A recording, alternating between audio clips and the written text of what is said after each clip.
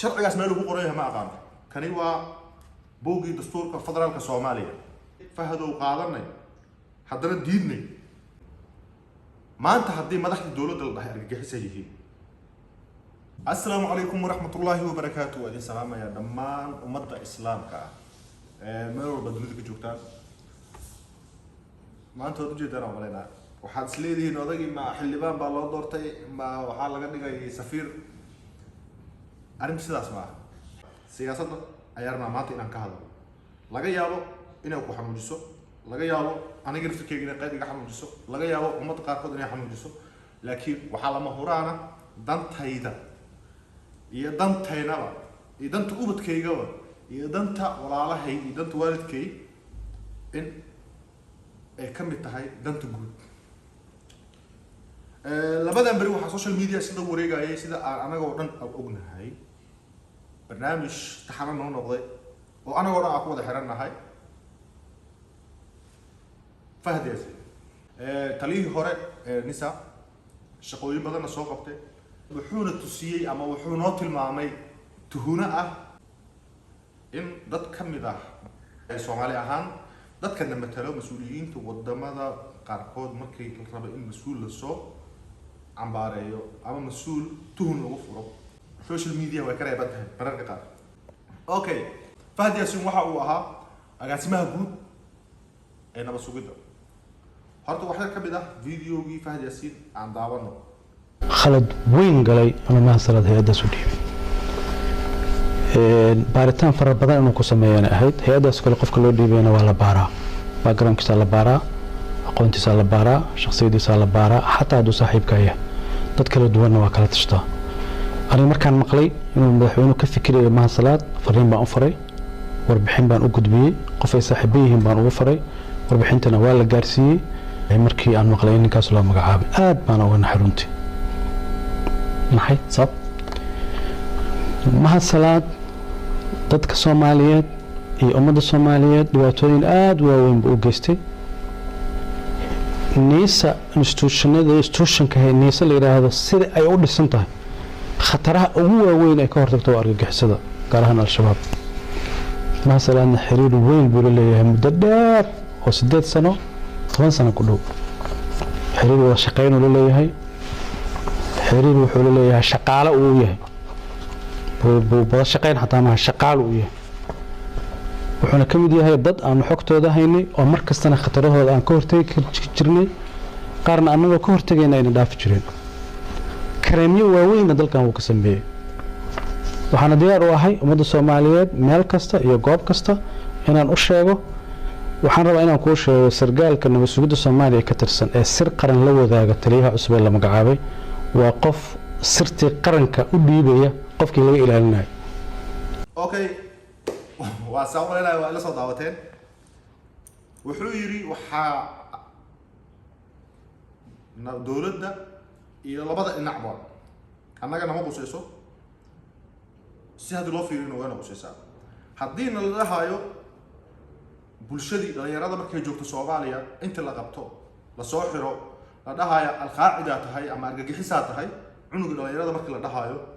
oo xabsiyada lagu huraayo kamaana hadda jirin sababtoo ah waxaa dhihi jirnay laga yaabo qofkan inuu wadanka qalad u geystay. haddii marka dawladdii iyo dadkii maxallaha wax xukumay ee labada dhinacba isku eedeynayaan ninkan waa al-qaacida ninkan waa al-qaacida wixii annaga ciyaalkeeni gaaray ama dadka maqan oo hadda ilaa hadda ku maqan maxallaha waxaa la fiirinayaa dadka qaar waxa fiirinayaan qof la cadeeyay naftirkiisa Allah u naxariisto walaashay ikraan tahliil oo ay cadeeyeen ayaga afkooda sida ay ka sheegeen inay dhimatay. inantaas waa inan geeriyootay Allah jannada maxallaha firdaws ka waraabiyo taas meel bay ku cadahay qofka ku maqnaato laakiin meel bay ku cadahay. waxaa jiro rag guryahooda lagala baxay. Okay, ragga guryahooda lagala baxay maanta nolol lagu ogeyn geerina lagu ogeyn oo in guriga lagala baxay hay'ad qaadatay annaga oo dhan goobjoog wada heena oo ogeyn dadkaas laguna eedeynayay inay yihiin al-qaacida ama argagixisay inay yihiin. maanta haddii madaxda dawladda la dhahay argagixisay yihiin dadkaas waxa ay ku xirnaadaan ama ay ku maqnaadaan waxa uu arkaa dulmi iyo xaq daro. okay midda kaleeto oo xigto Fahad Yaasiin wuxuu ahaa maxaa agaasimaha guud ee nabad sugidda title-ka uu haystay waa title aad u weyn wuxuu ka dhawaajiyay intuu xukuumadda joogay ama xukuumadda ay wadanka haysatay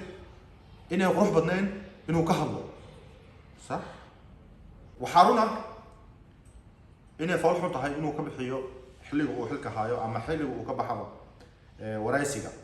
لكن سببتها أو سويدين تقوبها هنا واحد تهاي ما أنت حدي جقد اللي جا قاضي ودولة محلها بربورته وحاجة محكمة ده حدي محكمة الصومالية محكمة ده إلا ده دولة الصومالية ليسكو حكومي وايو محكمة ده ليسكو سود دعوية وهر عالمة أيها جيرو أوكي قلب هذا عاد نوشكتي فهدوا قاضرني haddana diidnay sababta aan u diidnaa waxay tahay waxaa tiri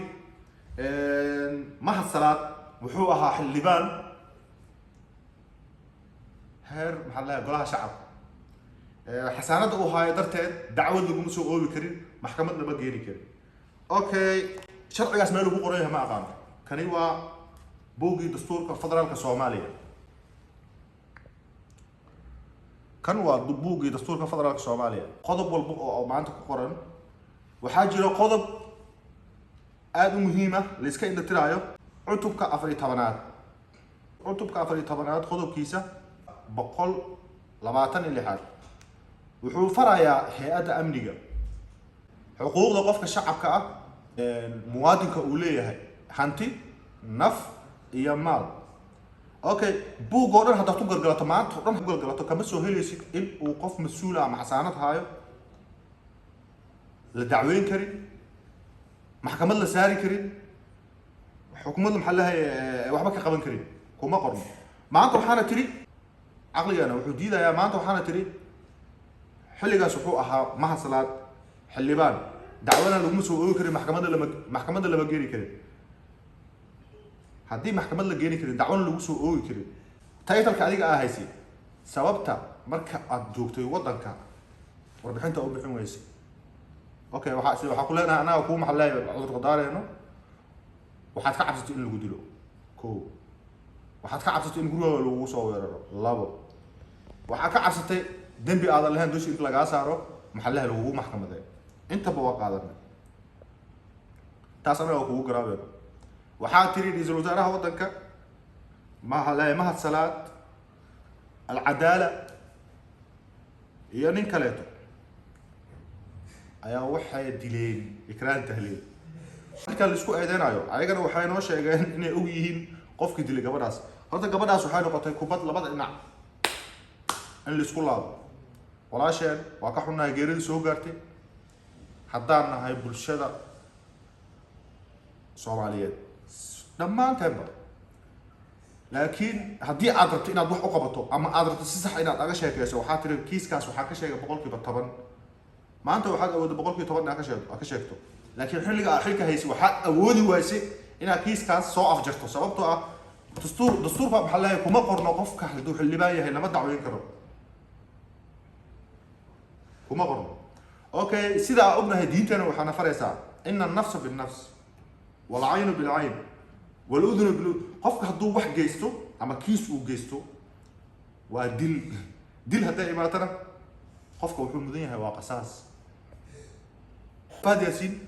عن إرادة فهد ياسين فيلم كان وحنا قلت مسلسل أنا كان وحنا كان مسلسل